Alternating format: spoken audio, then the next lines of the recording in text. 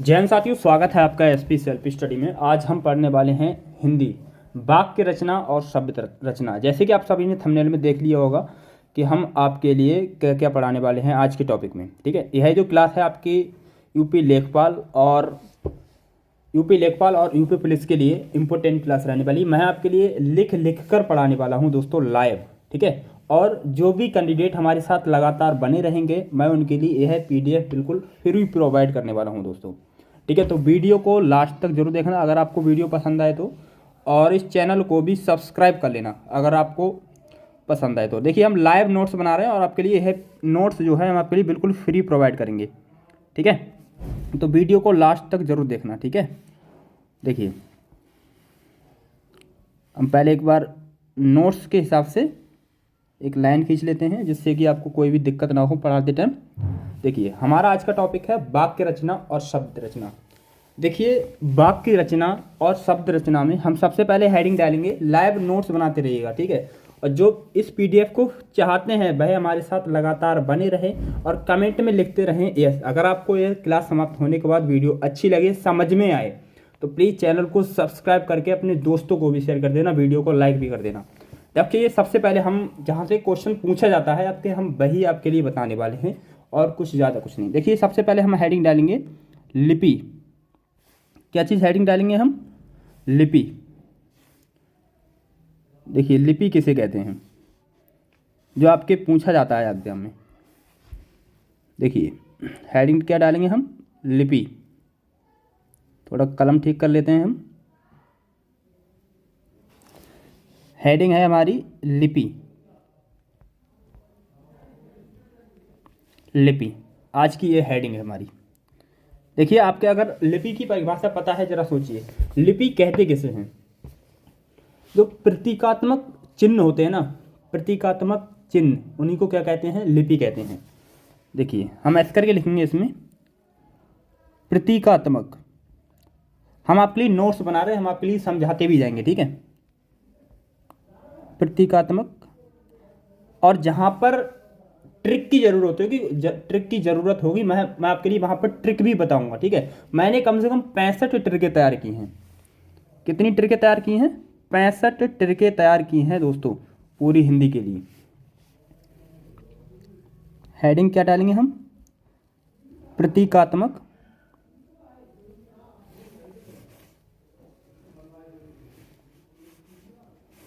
देखिए, प्रतीकात्मक। प्रतीकात्मक चिन्हों को, यह प्रश्न आपकी परीक्षा में डायरेक्ट पूछा गया कि बताइए प्रतीकात्मक चिन्हों को क्या कहा जाता है। चिन्हों को, प्रतीकात्मक चिन्हों को लिपि कहा जाता है। क्या कहा जाता है? लिपि कहा जाता है।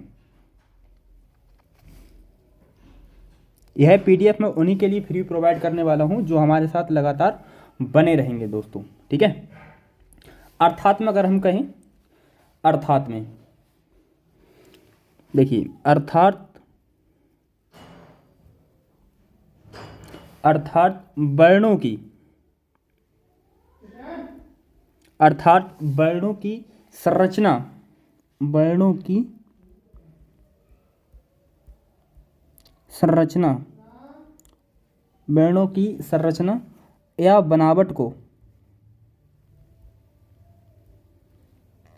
या बनावट को, या बनावट को लिपि कहा जाता है। बनावट को लिपि कहा जाता है। समझ गए आप? देखिए, अर्थात वर्णों की संरचना या बनावट को लिपि कहा जाता है। देखिए, अब एक इम्पोर्टेंट पॉइंट है, एक इम्पोर्टेंट पॉइंट है, ये है हिंदी भाषा की जो वर्णमाला है, हिंदी भाषा की वर्णमाला जो हम इधर करा चुके हैं ऊपर, हिंदी भाषा की वर्णमाला जिस लिपि में लिखी जाती है उसका नाम क्या चीज़ है? देवनागरी लिपि है। देखिए, ऐसे करके लिखेंगे इसमें हम, हिंदी भाषा की, हिंदी भाषा की, हिंदी भाषा की वर्णमाला। देखिए देखिए मेरे बातों पर ध्यान रखिएगा, प्लस जो मैं लिख रहा हूँ उस पर ध्यान रखिएगा। हिंदी भाषा की वर्णमाला,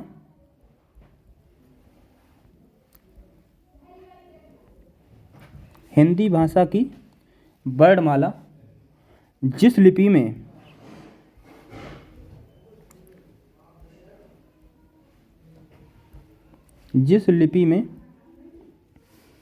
लिखी जाती है, जिस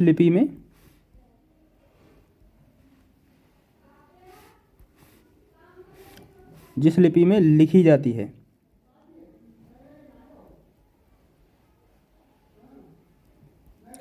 जाती है, उसका नाम क्या चीज़ है बताओ। ये इम्पोर्टेंट पॉइंट है दोस्तों। उसका नाम देवनागरी। ये थोड़ा ज़्यादा वैसा है ये।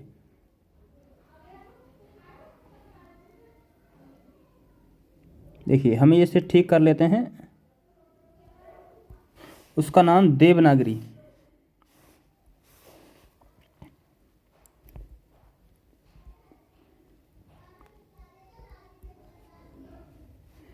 उसका नाम देवनागरी।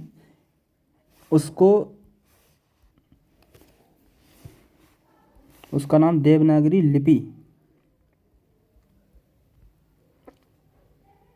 उसका नाम क्या है? देवनागरी लिपि है। ठीक है, उसका नाम क्या चीज़ है? देवनागरी लिपि है। ठीक है, ये बात ध्यान रखिएगा, ये पूछा गया है। देखिए हिंदी भाषा की वर्णमाला किस लिपि में लिखी जाती है, तो या हिंदी किस लिपि में लिखी जाती है, तो देवनागरी लिपि में लिखी जाती है। ये बात ध्यान रखिएगा। और एक इम्पोर्टेंट पॉइंट है,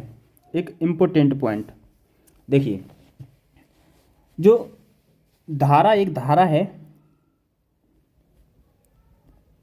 धारा 343 एक, मतलब कि अनुच्छेद 343 एक के अनुसार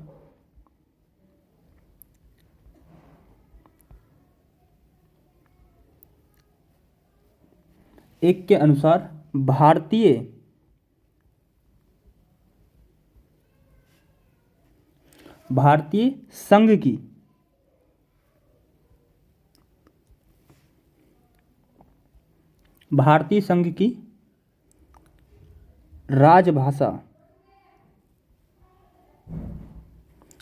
संघ की राजभाषा, राजभाषा क्या होगी आपकी? भारतीय संघ की राजभाषा हिंदी होगी। पूछे कि भारतीय संघ की राजभाषा क्या है? हिंदी है। हिंदी क्या है? भारत की राजभाषा है। ठीक है, ना कि राष्ट्रभाषा। ठीक है, भारत हिंदी की हिंदी एवं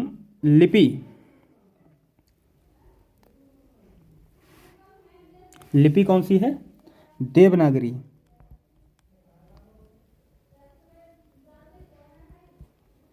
ऐसे क्वेश्चन डायरेक्ट लिखा हुआ मिलेगा कि बताइए कि संविधान के किस अनुच्छेद के अनुसार भारतीय संघ की राजभाषा हिंदी और देवनागरी, और लिपि क्या होगी आपकी? देवनागरी होगी।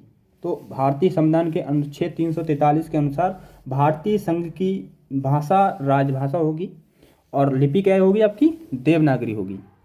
लिपि देवनागरी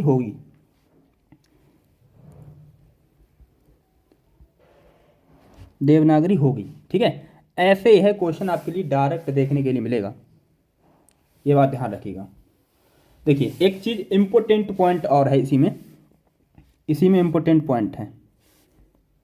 देखिए इसी में है भारत के संविधान में। देखिए जो भारत के संविधान में हिंदी को राजभाषा स्वीकार किया गया है। ठीक है, किसमें? भारतीय संविधान में हिंदी को राजभाषा स्वीकार किया गया है। तो हिंदी को भारत की राजभाषा के रूप में 14 सितंबर 1949 को स्वीकार किया गया था। पूछे कि हिंदी को भारत की राजभाषा के रूप में किस तिथि को स्वीकार किया गया था, तो दोस्तों 14 सितंबर 1949 को स्वीकार किया गया था।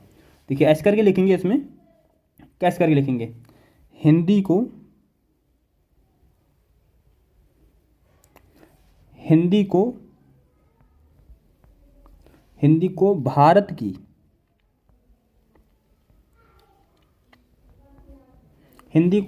की राजभाषा के रूप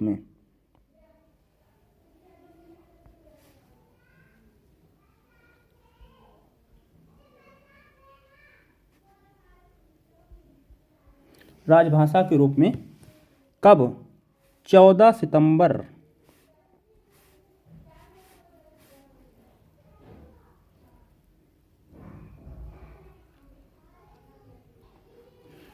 14 सितंबर, ठीक है, 14 सितंबर 1949, 14 सितंबर 1949 को स्वीकार किया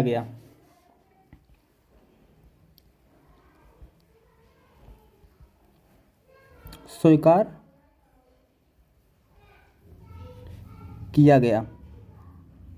ठीक है, कब 14 सितंबर 1949 को स्वीकार किया। यह प्रश्न आपकी परीक्षा में पूछा गया है कई बार कि बताइए हिंदी को भारत की राजभाषा के रूप में किस तिथि को स्वीकार किया गया था। तो दोस्तों 14 सितंबर 1949 को स्वीकार किया गया था दोस्तों, ठीक है। एक पॉइंट लिखेंगे, क्या पॉइंट लिखेंगे, देखिए इसी में पॉइंट लिखेंगे एक,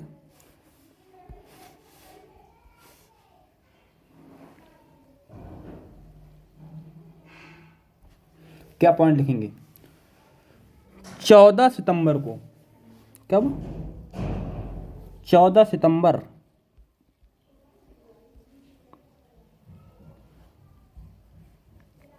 14 सितंबर को हिंदी दिवस मनाया जाता है।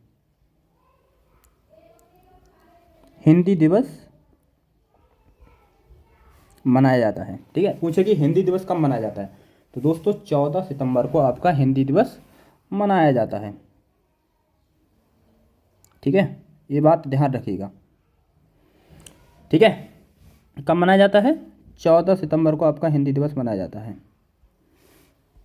ये बात आपको ध्यान रहेगी। अब देखिए अगर हम राजभाषा का संधि विच्छेद करें, ठीक है, राजभाषा का अगर हम संधि विच्छेद करें तो क्या होगा, देखिए यहाँ पे लिखेंगे हम पहले राजभाषा, क्या लिखते हैं पहले यहाँ पे,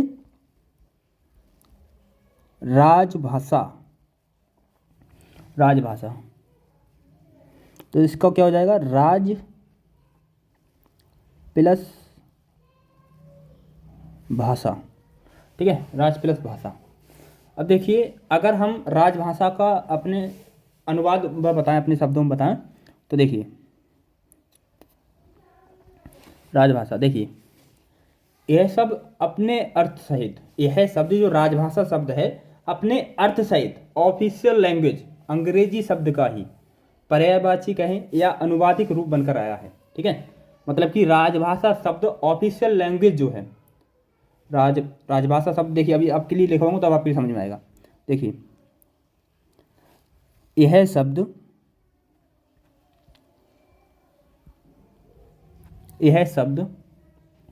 अपने अर्थ सहित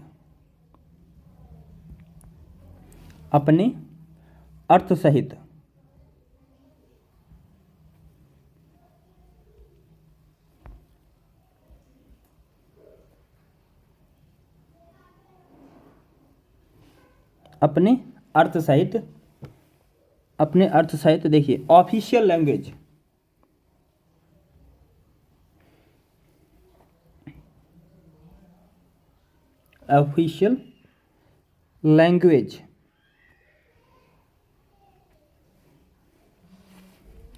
जो ऑफिशियल लैंग्वेज है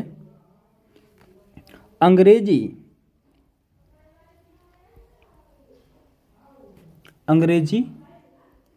शब्द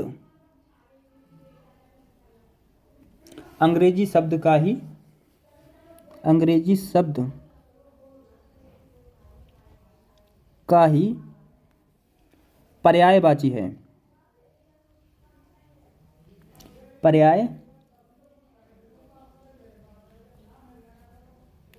पर्यायवाची या कहें तो या क्या कहें थे, इसे अनुवादित रूप बनकर आया है।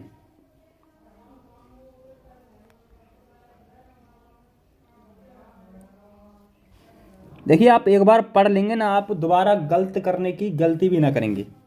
अनुवादित रूप बनकर आया है,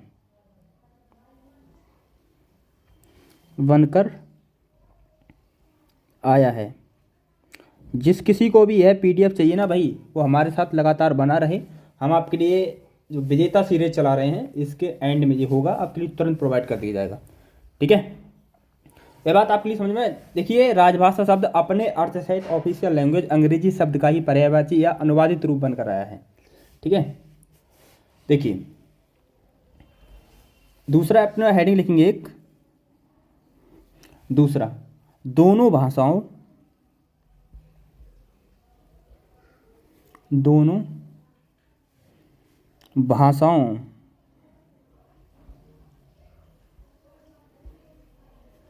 दोनों भाषाएं कौन कौन सी? हिंदी तथा अंग्रेजी। कौन सी? हिंदी तथा अंग्रेजी। हिंदी तथा अंग्रेजी में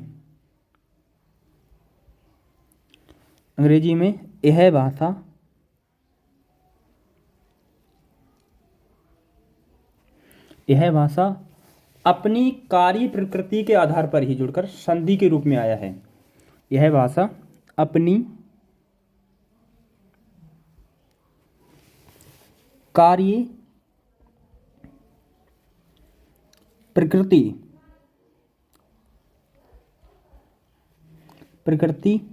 के आधार पर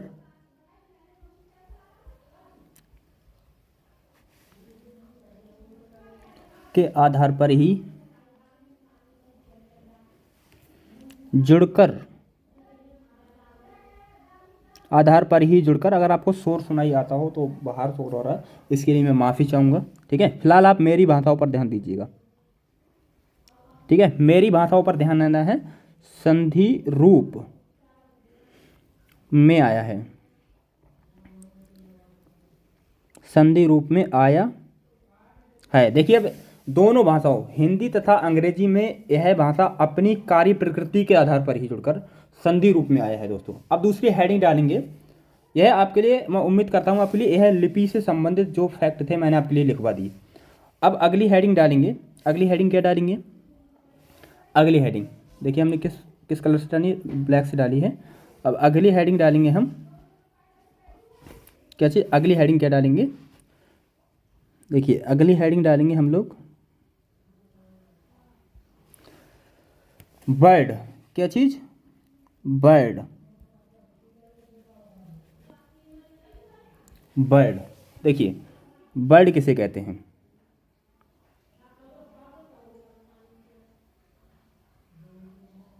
देखिए बर्ड में अब हम लिखेंगे, देखिए बर्ड किसे कहते हैं? किसी भाषा की, ठीक है, किसी विशेष ध्वनि को व्यक्त करने वाले एक निश्चित चिन्ह को बर्ड कहा जाता है। क्या चीज? दोबारा सुनिए, बर्ड किसे कहते हैं? किसी भाषा की किसी विशेष ध्वनि को व्यक्त करने वाले एक निश्चित चिन्ह को वर्ड कहा जाता है। ठीक है, अगर हम नॉर्मल शब्दों में तो प्राथमिक लिखित रूप समूह को, लिखित जो समूह होता है उसके लिए वर्ड कहते हैं। देखिए इसमें लिखेंगे किसी भाषा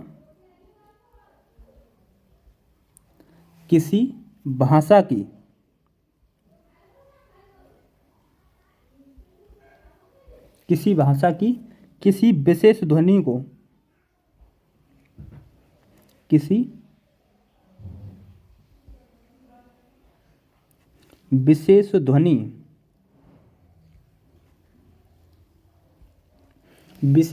को व्यक्त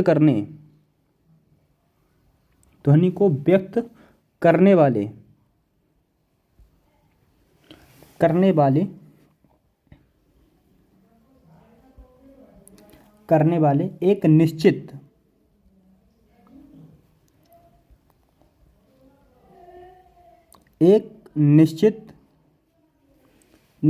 चिन्ह को, यह देखिए यह आपके उसमें डायरेक्ट लिखा हुआ मिलेगा ठीक है। डेफिनेशन प्रश्न के रूप में एक डेफिनेशन लिखी हुई मिलेगी और पूछ लेगा बताइए इसे क्या कहते हैं।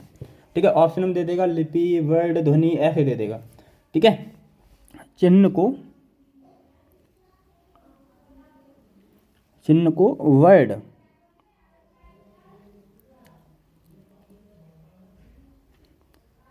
कहा जाता है।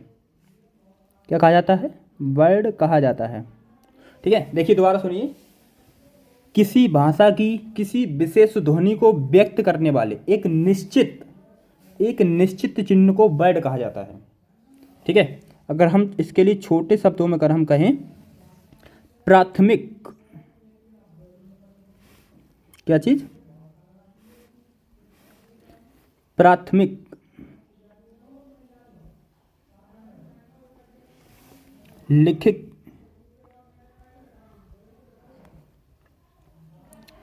लिखित समूह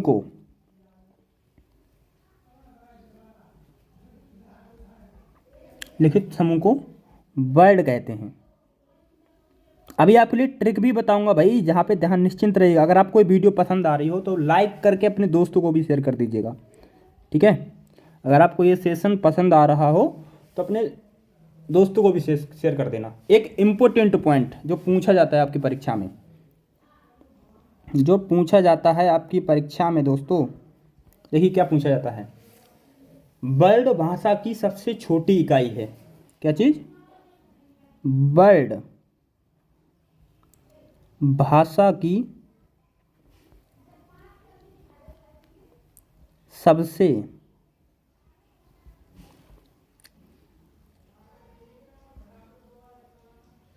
छोटी इकाई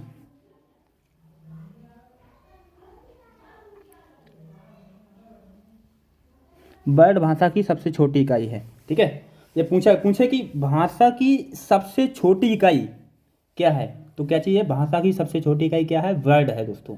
ये पूछा गया है आपके प्रश्न में।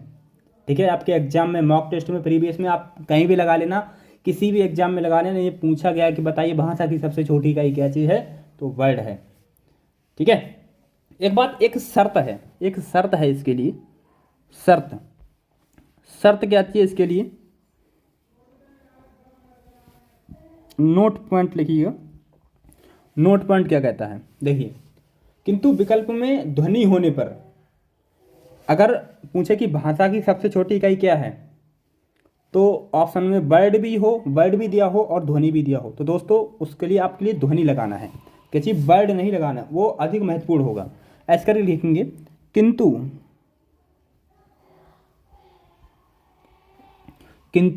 विकल्प में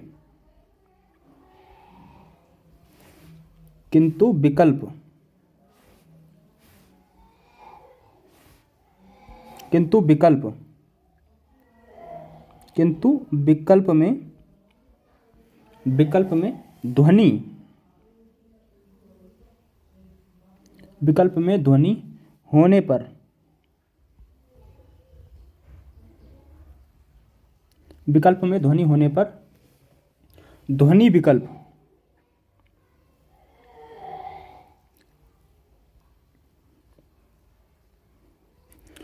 विकल्प अधिक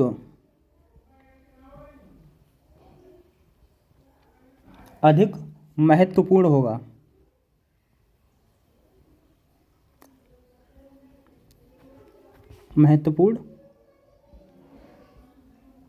होगा। ठीक है, अब एक एस्टर लिखेंगे। अब एक ऐसा भी, इसमें भी कुछ कंडीशन है। देखिए, ये अब एक जगह लिख लेंगे। अब हम वर्ड, क्या लिख लेंगे? वर्ड। ठीक है, देखिए इसमें लिखेंगे हम लोग वर्ड में सबसे छोटी इकाई अगर पूछेगी लिखित रूप में सबसे छोटी इकाई, तो क्या होगी? वर्ड होगी। ठीक है, पूछेगी मौखिक रूप में सबसे छोटी इकाई, तो ध्वनि होगी। ऐसे क्या लिखेंगे? सबसे छोटी इकाई सबसे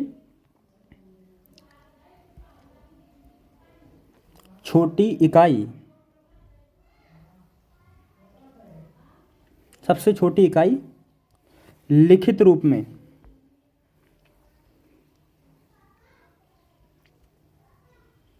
किसमें? लिखित रूप। ठीक है, सबसे छोटी इकाई किसमें? लिखित रूप में। पूछे कि लिखित रूप में, अगर पूछे तो वर्ड होगी, ठीक है, लिखित रूप में। अब पूछे मौखिक रूप में, तब ध्वनि होगी। अब पूछे कि भाषा की सबसे छोटी इकाई क्या है, ध्वनि भी हो ऑप्शन में और वर्ड भी हो, तो आपके लिए क्या लगाना है? ध्वनि लगाना है। ठीक है, जैसे कि मैंने यहाँ पे लिख दिया है। ठीक है, ये बात आप समझेगी। अब ध्वनि हेडिंग डालेंगे। अब हम ध्वनि, देखिए इसमें लिखेंगे सबसे छोटी इकाई, सबसे छोटी इकाई, सबसे छोटी इकाई मौखिक रूप में। किसमें?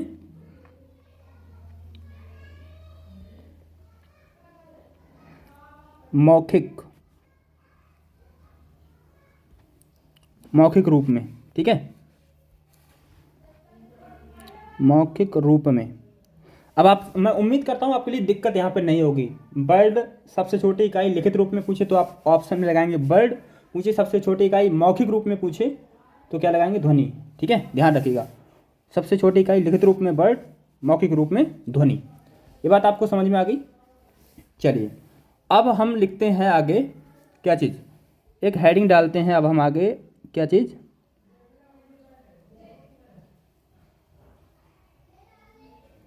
शब्द।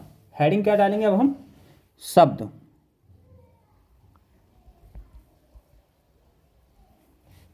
क्या चीज़ हेडिंग डालेंगे?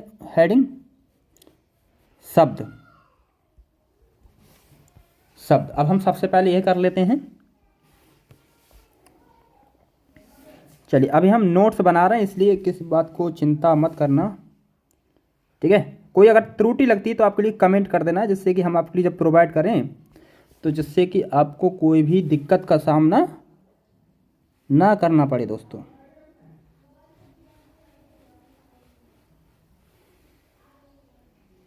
ठीक है, जिससे कि आपके लिए किसी भी दिक्कत का सामना ना करना पड़े। शब्द हेडिंग डाल ली। चलिए अब शब्द किसे कहते हैं? देखिए अब इसे लिखते हैं अच्छे से कि शब्द किसे कहते हैं। देखिए वर्णों के क्रमबद्ध समूह को, वर्णों के क्रमबद्ध समूह को शब्द कहा जाता है। ठीक है, वर्णों के क्रमबद्ध समूह को शब्द कहा जाता है, किंतु इसका कुछ प्रत्यक्ष अथवा कह सकते हैं अप्रत्यक्ष अर्थ होना चाहिए। इसका कुछ प्रत्यक्ष अथवा अप्रत्यक्ष अर्थ होना चाहिए, तभी आप उसे के लिए शब्द कहेंगे। ठीक है, इसमें लिखना स्टार्ट करेंगे। वर्णों के, वर्णों के क्रमबद्ध समूह को,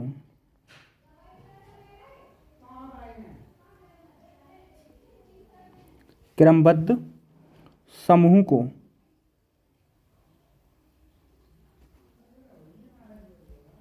वर्णों के क्रमबद्ध समूह को क्या कहा जाता है दोस्त?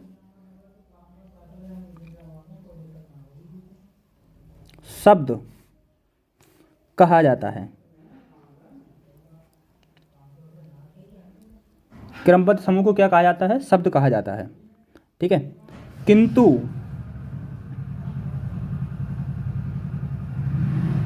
किंतु किंतु इसका कुछ प्रत्यक्ष अथवा अप्रत्यक्ष अर्थ होना चाहिए। किंतु इसका कुछ प्रत्यक्ष, कुछ प्रत्यक्ष, कुछ प्रत्यक्ष अथवा अप्रत्यक्ष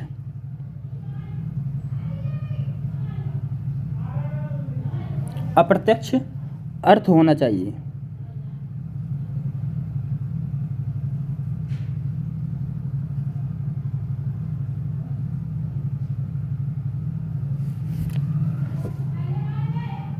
अर्थ होना चाहिए। ठीक है, अर्थ होना चाहिए दोस्तों। ठीक है, अब देखिए इसमें भी एक लिखेंगे। आपने पढ़ा था वर्ड सबसे छोटी इकाई लिखित रूप में क्या चीज़ है? वर्ड है। मौखिक रूप में क्या चीज़ है? ध्वनि है, सबसे छोटी इकाई। ठीक है, अब इसमें भी एक हेडिंग डालेंगे यहाँ पे नहीं, यहाँ पे लिख लेते हैं।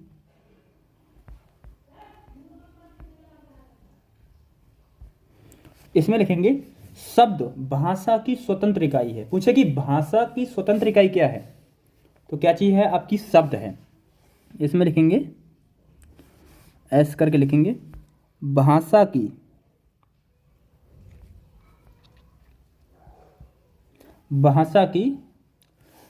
स्वतंत्र इकाई,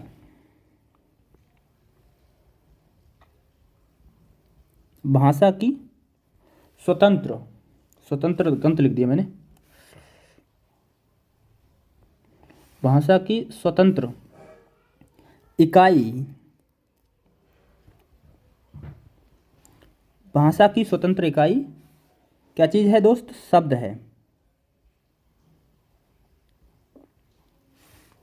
स्वतंत्र इकाई क्या चीज़ है दोस्त, शब्द है। ठीक है, अब पूछे कि भाषा की सबसे छोटी इकाई लिखित रूप में क्या चीज़ है। भाषा की सबसे छोटी इकाई लिखित रूप में वर्ड है। भाषा की सबसे छोटी इकाई मौखिक रूप में क्या चीज़ है, ध्वनि है। भाषा की स्वतंत्र इकाई क्या चीज़ है, शब्द है।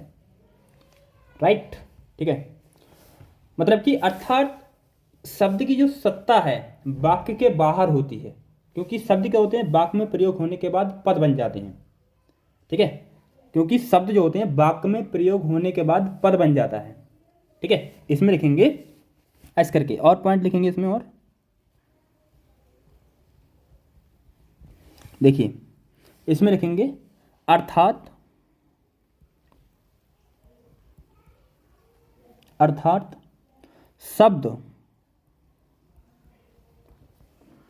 शब्द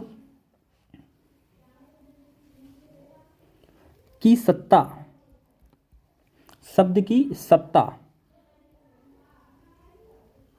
शब्द की सत्ता वाक्य के बाहर होती है, वाक्य के बाहर।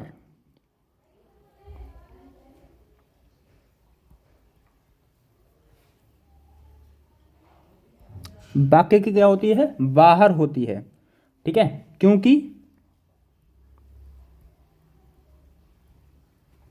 क्योंकि शब्द,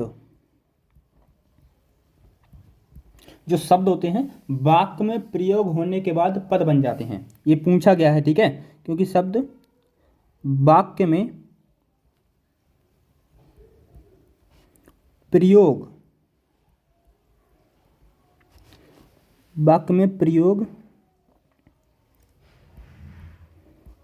होने के बाद, वाक्य में प्रयोग होने के बाद पद बन जाते हैं।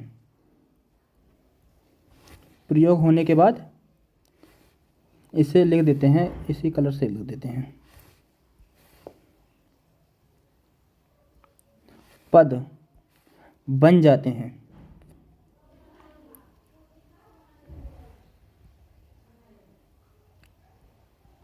वाक्य में प्रयोग होने के बाद पद बन जाते हैं। ठीक है, यह समझ में आ गया।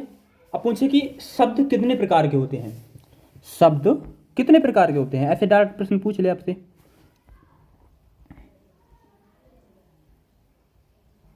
देखिए शब्द दो प्रकार के होते हैं, शब्द दो प्रकार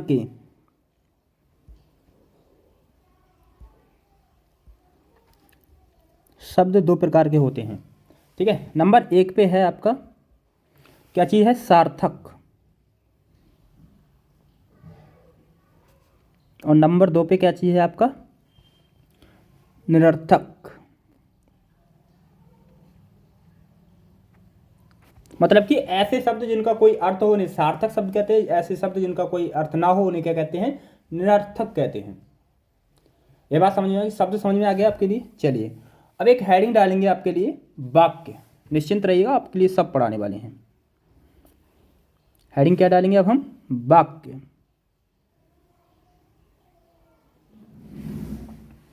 हेडिंग क्या डालेंगे अब हम, देखिए हेडिंग डाल लेते हैं अब हम वाक्य।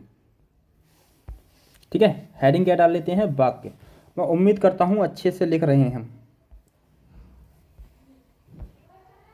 अब हेडिंग क्या डाल रहे हैं, अब हम वाक्य। देखिए वाक्य किसे कहते हैं, व्याकरणबद्ध कहिए या क्रमबद्ध कहिए, जो शब्द होते हैं, जो शब्दों के जो सार्थक समूह होता है उनको क्या कहते हैं, वाक्य कहते हैं। मतलब कि एक डेफिनेशन में अगर हम बनाए, व्याकरणबद्ध क्रमबद्ध, व्याकरणबद्ध और क्रमबद्ध शब्दों के सार्थक समूह को वाक्य कहते हैं। ऐसे पूछ लेता है डेफिनेशन, प्रश्न में यही देगा, बताइए निम्नलिखित में से सही का अर्थ चुनिए है। ठीक है, व्याकरणबद्ध क्रमबद्ध शब्दों के सार्थक समूह को क्या कहते हैं, तो देगा ऑप्शन में वाक्य दे देगा, शब्द दे देगा, ध्वनि दे देगा, भाषा दे देगा। अगर आप पढ़े होंगे तो बता देंगे। चलिए इसमें अब लिखना स्टार्ट करेंगे। अब हम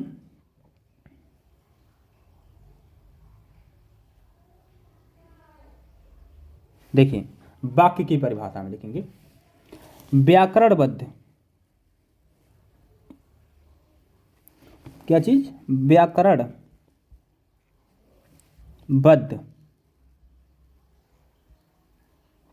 व्याकरणबद्ध कामा क्रमबद्ध,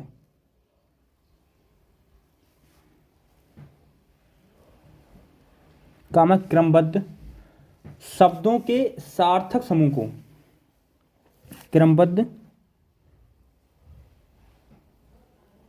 शब्दों के सार्थक, शब्दों के सार्थक समूह को,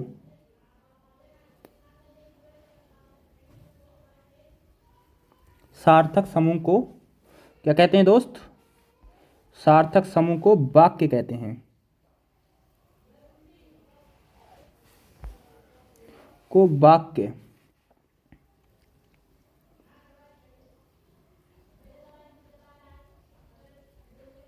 क्या कहते हैं, वाक्य कहते हैं। यह बात समझ में आ गया। चलिए अब देखिए, अभी तक आपने पढ़ा था कि भाषा की स्वतंत्र इकाई क्या चीज़ है, आपका भाषा की स्वतंत्र इकाई क्या है, शब्द है। भाषा की लिखित रूप, भाषा के लिखित रूप में जो सबसे छोटी इकाई है वो क्या है, आपके वर्ड है।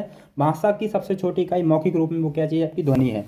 अब पूछे कि भाषा की सबसे बड़ी इकाई क्या चीज़ है, भाषा की सबसे बड़ी इकाई क्या चीज़ है दोस्त, ये पूछा गए हैं भाई, वही पॉइंट लिखवा रहा हूँ, निश्चिंत रहिएगा आप लोग। देखिए इसमें लिखेंगे वाक्य, वाक्य भाषा की सबसे बड़ी इकाई है, भाषा की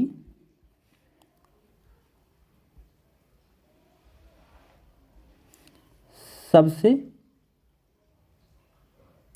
बड़ी इकाई है, सबसे बड़ी इकाई है। ठीक है, वाक्य भाषा की सबसे बड़ी इकाई है। पूछे कि भाषा की सबसे बड़ी इकाई क्या है, तो दोस्त वह आपकी वाक्य है। ठीक है, ध्यान रखिएगा इस बात के लिए। अब देखिए, और अब हम एक भाषा डालते हैं। आपने भाषा की, भाषा भाषा बहुत शब्द पढ़ रहे हैं आप लोग, अब भाषा ही हेडिंग डाल लीजिए सबसे पहले। अब आप क्या चीज़, भाषा ही हेडिंग डाल लीजिए। देखिए आपके लिए वाक्य समझ में आ गया। अभी हम डेफिनेशन लिख रहे हैं। ठीक है, देखिए अब एक हेडिंग डालेंगे हम, भाषा,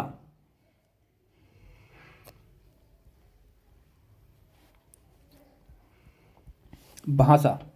देखिए इसमें हम लिखना स्टार्ट करेंगे, इसमें क्या लिखना स्टार्ट करेंगे, भावों के आदान प्रदान को। ठीक है, या कहेंगे भावों के आदान प्रदान के माध्यम को। ठीक है, मतलब कि जब हम भावों, जो भाव होते हैं उनका आदान प्रदान करते हैं, उनका जो माध्यम होता है, ठीक है, उसे ही क्या कहते हैं, हम भाषा कहते हैं। इसमें लिखना स्टार्ट करेंगे, भावों के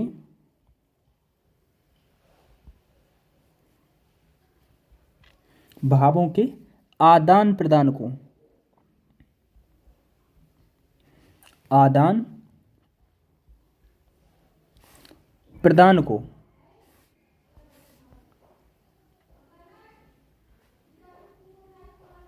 भावों के आदान प्रदान को, या कहें कि भावों के आदान प्रदान के माध्यम को, के माध्यम को, माध्यम को क्या कहते हैं दोस्त, बताइए क्या कहते हैं? को भाषा कहते हैं। को भाषा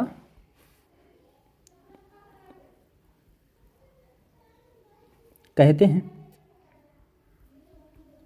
क्या कहते हैं? भाषा कहते हैं। ठीक है, अर्थात में लिखेंगे इसमें, अर्थात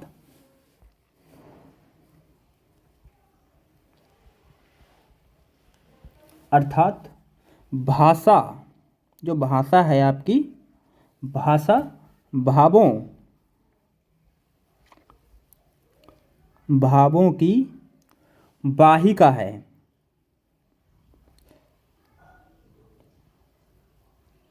पूछे कि भावों की वाहिका को क्या कहते हैं? ठीक है, तो उसे क्या कहते हैं? भाषा कहते हैं। ठीक है, ये ध्यान रखेंगे आप लोग। पूछे कि भावों की वाहिका को क्या कहते हैं? भाषा कहते हैं।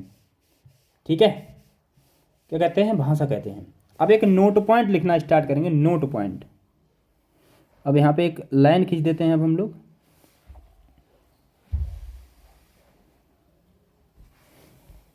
ये बात आपको देखिए, अब हम नोट लिख देते हैं, नोट पॉइंट लिखेंगे अब हम एक नोट पॉइंट।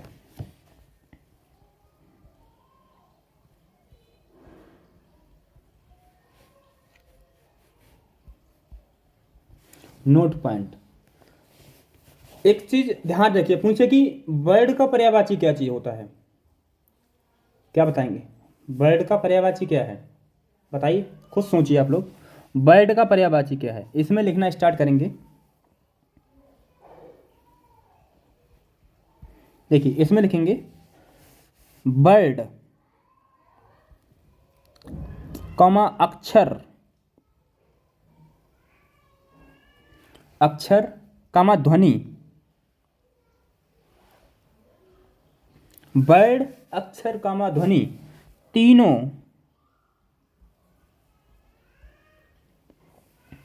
एक दूसरे के पर्यायवाची हैं।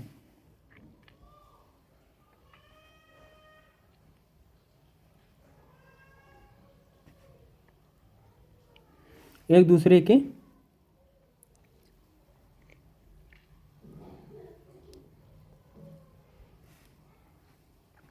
पर्यायवाची हैं। ठीक है, क्या चीज़ है भाई दोस्त? पर्यायवाची हैं। ठीक है, ये ध्यान रहेगी। इनमें से कोई दे दे, एलिमेंट्री में बताइए अक्षर का पर्यायवाची क्या है। ठीक है क्या? समझ गए ना? चलिए, अगला पॉइंट लिखेंगे इसमें ही। हम नोट पॉइंट लिख रहे हैं, जो सभी गलतियां करते हैं यहाँ पे, वही अक्षर वर्ड के अंतर्गत आता है। अगर आपको कोई भी डाउट है तो आपको हल्का सा कमेंट कर देना कि भैया यहाँ पे दिक्कत है, तो मैं आपके लिए अगले पार्ट में वो समझा दूंगा। अक्षर वर्ड के अंतर्गत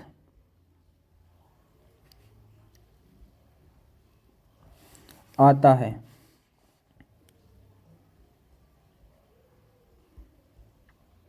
अक्षर वर्ड के अंतर्गत आता है। ठीक है, अक्षर वर्ड के अंतर्गत आता है। अगला पॉइंट लिखेंगे अब,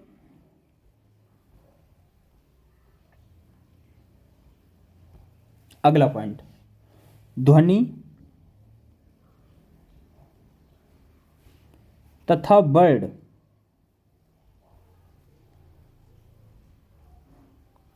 ध्वनि तथा वर्ड दोनों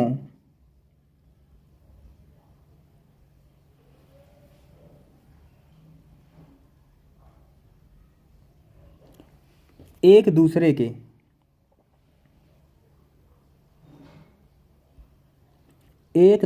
के पर्यायवाची हैं। क्या चीज है? पर्यायवाची हैं। ध्यान रहेगा ये बात, शायद कोई टीचर कराता हो। ठीक है, इसमें लिखेंगे किंतु, ऐसे करके ये कॉमा में ये हटा देते हैं पहले हम। किंतु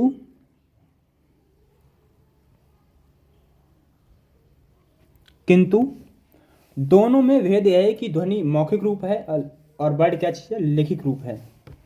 किंतु दोनों में मैंने ऊपर लिखाया था ये बात, किंतु दोनों में भेद, दोनों में भेद यह है, दोनों में भेद यह है कि ध्वनि ध्वनि मौखिक रूप है।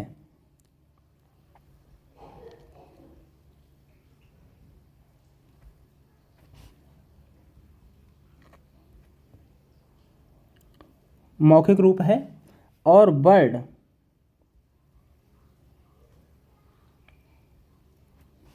लिखित रूप है, और वर्ड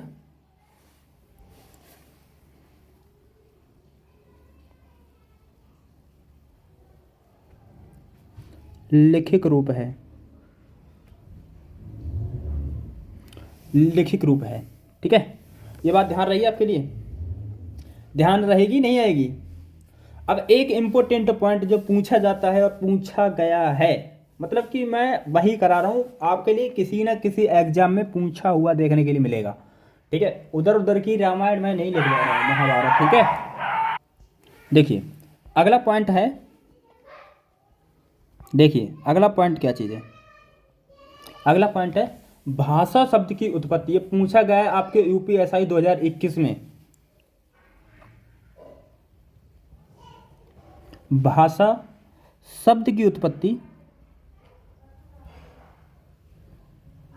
भाषा शब्द की उत्पत्ति,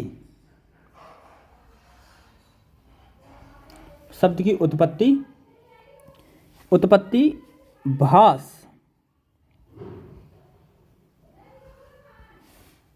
उत्पत्ति भास धातु से हुई है, भास धातु से हुई है। ठीक है, किससे? भास धातु से हुई है, भाषा शब्द की उत्पत्ति। ठीक है, अब देखिए पूछे कि भाषा के कितने प्रकार हैं। ऐसे पूछ ले डायरेक्ट कि बताइए भाषा के कितने प्रकार हैं, तो क्या बताएंगे आप? बताइए आप, ऑप्शन में ढूंढता पड़ेंगे, तुक्का मारते फिरेंगे। तो देखिए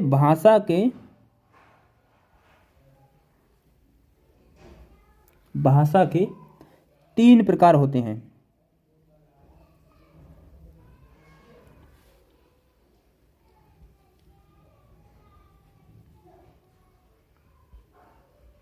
भाषा के 3 प्रकार होते हैं, कौन कौन से हैं? नंबर 1 पे है लिखित,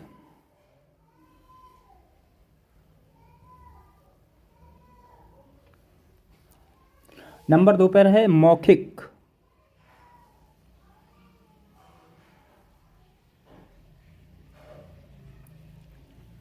और नंबर 3 पे है सांकेतिक। क्या चीज़ है? सांकेतिक।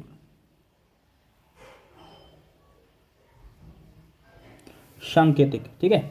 किंतु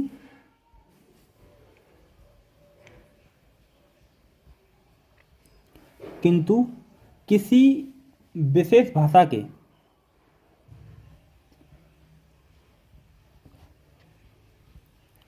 विशेष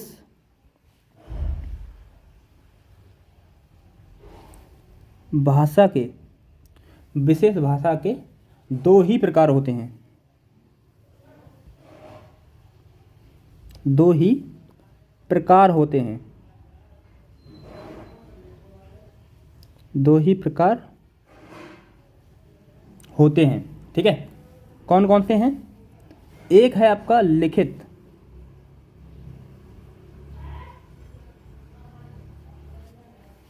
तथा मौखिक।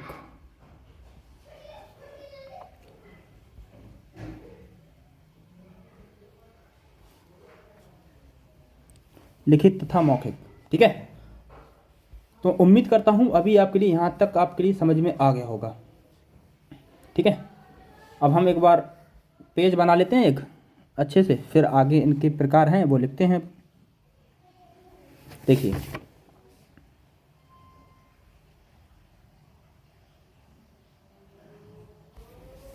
चलिए, इसमें अब हम लिख लेते हैं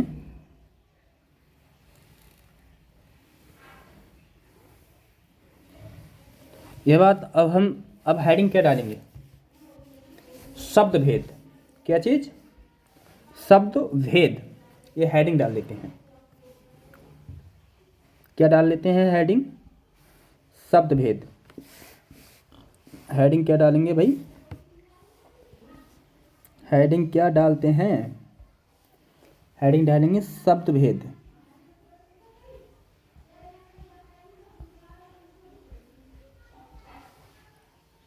चलिए, हेडिंग पड़ गई शब्द भेद। अब इनको लिख देते हैं। इसे कर देते हैं रेड। ठीक है, बैकग्राउंड लगा दें इसका कुछ। इसका बैकग्राउंड, चलिए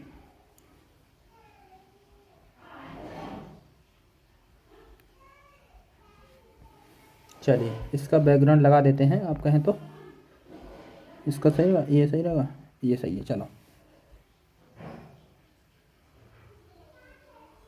बीच में है, बीच में है, बीच में, बीच में, बीच में। चलिए, शब्द भेद। अब लिखना स्टार्ट करते हैं शब्द भेद। देखिए, अब हम पहले ग्राफ बना देते हैं जिससे कि आपको कोई भी दिक्कत ना आए समझने में। सरकार, मैं यहाँ पे लिख देता हूँ ऐसे करके।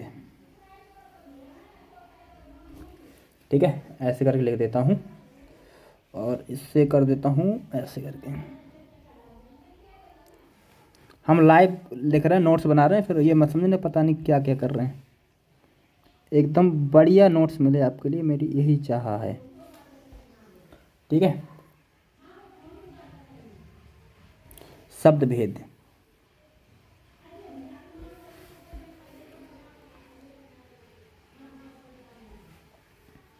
शब्द भेद।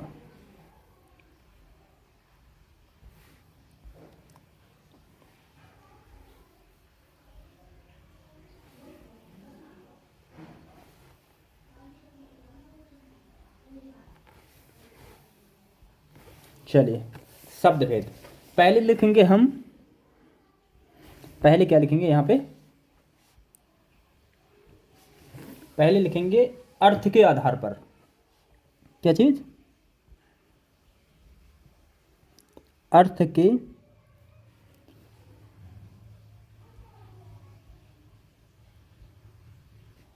आधार पर।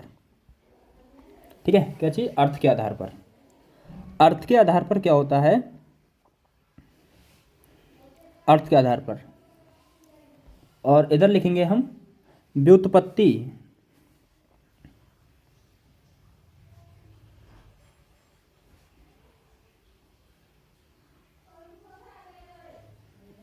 व्युत्पत्ति।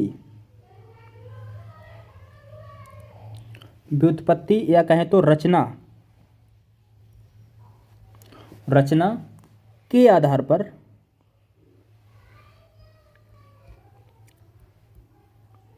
रचना के आधार पर या कहें तो के आधार पर, या कहें तो बनावट। बनावट। ठीक है, आधार पर। इधर लिखेंगे उत्पत्ति।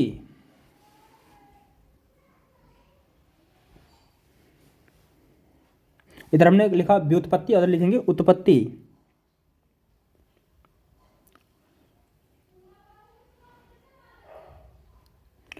उत्पत्ति या स्रोत।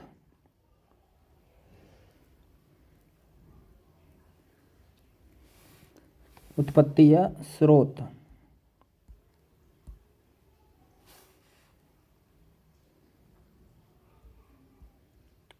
उत्पत्ति या स्रोत के आधार पर।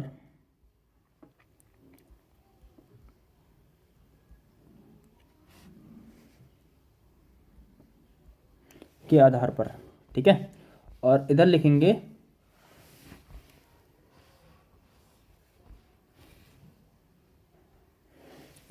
रूपांतर के आधार पर। क्या चीज? रूपांतर, मतलब कि रूप के अंतर।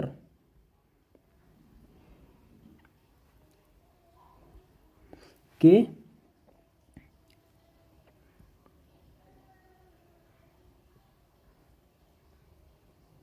आधार पर।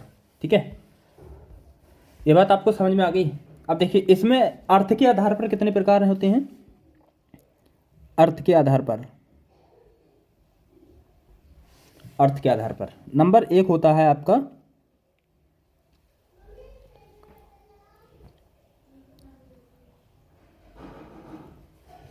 नंबर एक पे होता है सार्थक, एक होता है निरर्थक।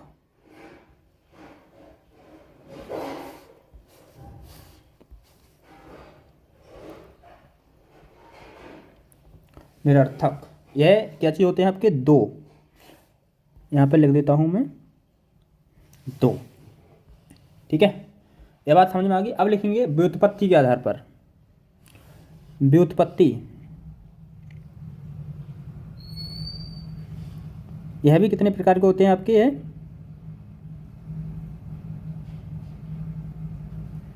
यह कितने प्रकार के होते हैं आपके, यह आपके होते हैं तीन प्रकार के।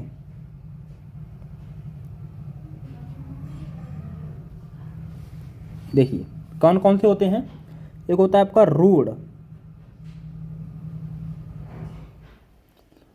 नंबर दो पे होता है यौगिक, यहाँ पे मैं लिख नहीं पा रहा हूँ, मैं यहाँ पे और अच्छे से लिखता हूँ पहले। ठीक है, नंबर एक पे लिखेंगे हम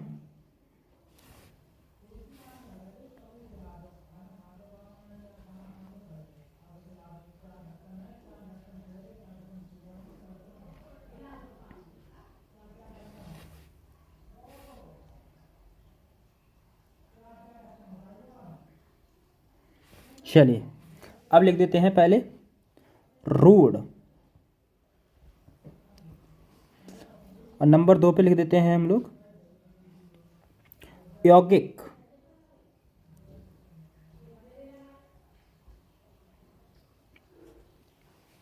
नंबर तीन पे लिख देते हैं हम योग रूढ़,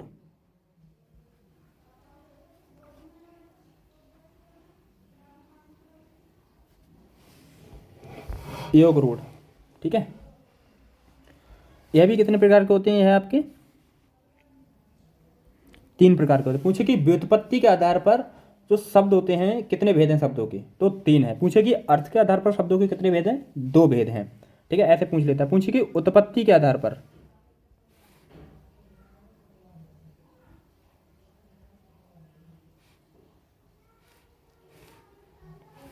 देखिए उत्पत्ति के आधार पर इनकी संख्या,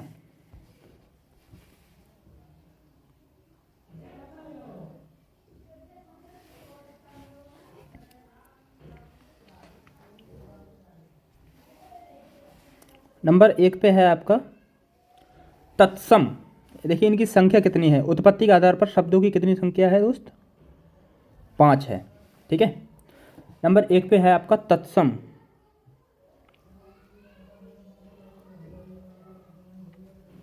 ठीक है। नंबर दो पे है आपका तद्भव।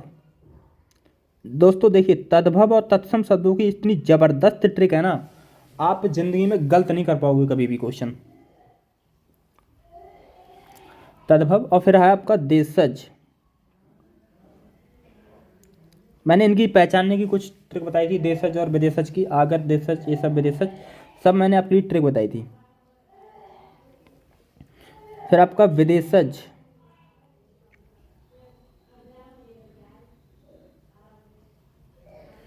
विदेशज। फिर नंबर 5 पे है आपका वर्ड संकर,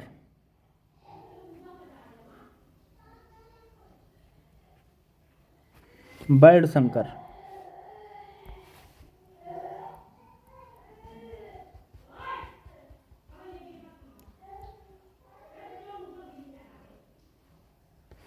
समझ गए। अब रूपांतर के आधार पर जो है वह आपके शब्दों के दो भेद हैं। रूपांतर के आधार पर शब्दों के दो भेद हैं। नंबर एक है, कितने भेद हैं इसके रूपांतर के आधार पर, दो भेद हैं। नंबर एक है विकारी, और नंबर 2 पे है आपका आविकारी।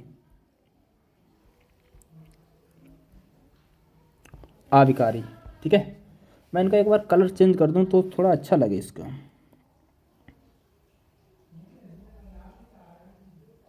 अरे गड़बड़ हो रहा है, मैं इनका कलर चेंज कर रहा हूँ, ठीक है। कलर कैसा किया जाए इसका, रेड कर देते हैं चलो। अब इसका कलर कैसा किया जाए,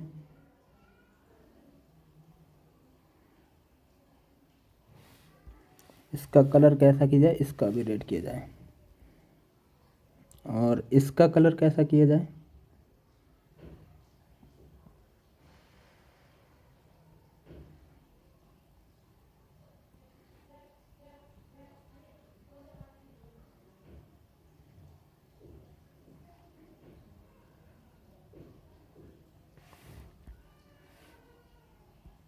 इसका भी रेड किया जाए, ठीक है। अब अच्छा लग रहा है।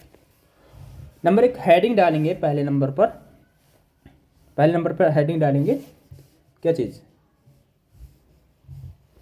पूछे कि शब्दों के भेद कितने हैं। 4 भेद हैं, ठीक है। कौन कौन से, अर्थ के आधार पर, व्युत्पत्ति के आधार पर, और उत्पत्ति स्रोत के आधार पर, और रूपांतर के आधार पर। पूछे कि अर्थ के आधार पर कितने हैं, 2 हैं। पूछे कि, ठीक है, पूछे कि व्युत्पत्ति के आधार पर, बनावट के आधार पर कितने हैं, 3 हैं। उत्पत्ति के आधार पर 5 है, रूपांतर के आधार पर कितने हैं आपके, वही हैं आपके। अब हेडिंग डालेंगे पहले अर्थ के आधार पर। अर्थ के आधार पर,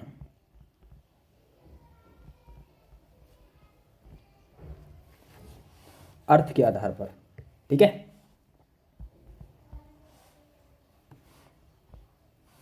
चलिए अब यहाँ पे लिख देते हैं इसके लिए यहाँ पे इसका बैकग्राउंड चेंज करते हैं।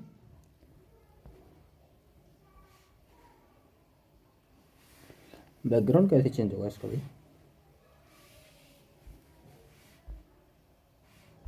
चलिए चलिए अर्थ के आधार पर हो गया। अर्थ के आधार पर शब्दों के भेद। देखिए अब हम यहाँ पढ़ लिए। अब एक इसमें हेडिंग डालेंगे,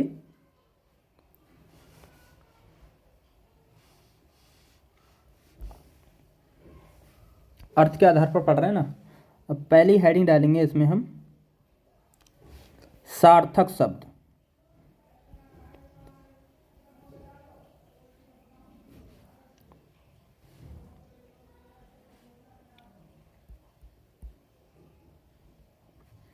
सार्थक शब्द, सार्थक शब्द। देखिए जिन शब्दों का कुछ अर्थ होता है उन्हें सीधे बातें उन्हें सार्थक शब्द कहते हैं, ठीक है। उन्हें क्या कहते हैं, सार्थक शब्द कहते हैं। अब जैसे कि एक निरर्थक शब्द है, जिन शब्दों का कोई अर्थ नहीं होता उन्हें कहते हैं निरर्थक शब्द। क्या यही यही खत्म हो जाएगा। देखिए इसमें हम एक नोट पॉइंट पे लिखेंगे, कुछ निरर्थक शब्द कुछ ऐसे भी होते हैं जो सार्थक शब्दों के साथ प्रयुक्त होते हैं। कुछ निरर्थक शब्द ऐसे होते हैं जो सार्थक शब्दों के साथ प्रयोग होते हैं। जैसे कि ठीक ठाक, रोटी बोटी। रोटी का तो अर्थ है लेकिन बोटी का कोई अर्थ है, काम धाम।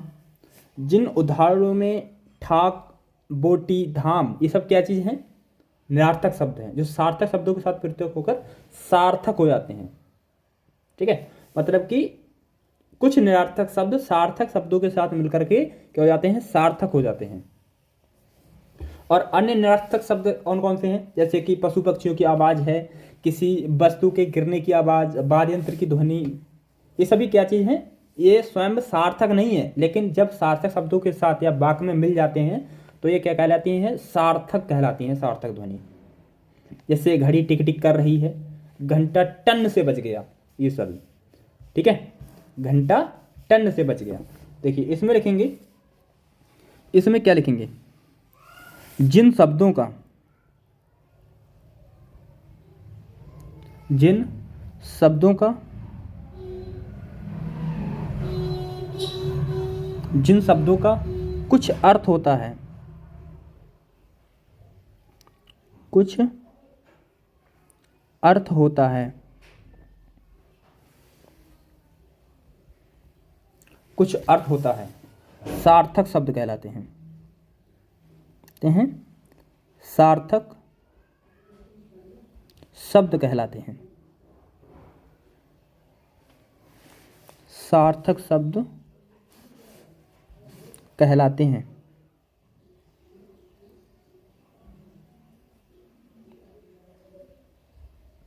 सार्थक शब्द कहलाते हैं, ठीक है। जैसे कौन कौन से हैं दोस्त? वो वह आपका घर,